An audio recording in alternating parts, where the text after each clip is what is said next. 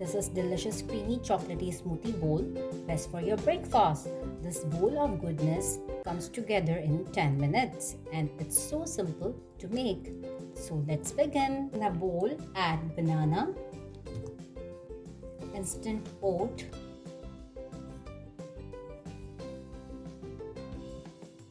chia seed, cocoa powder,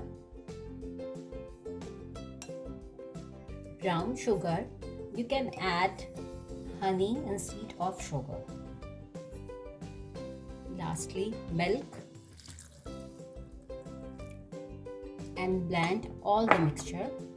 You can use nuts as your kid's choice.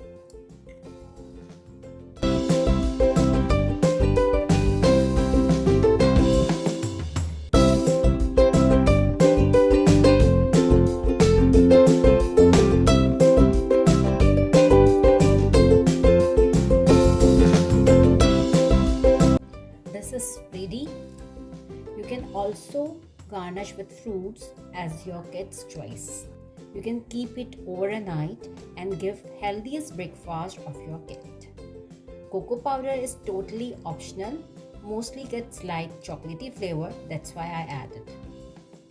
Enjoy!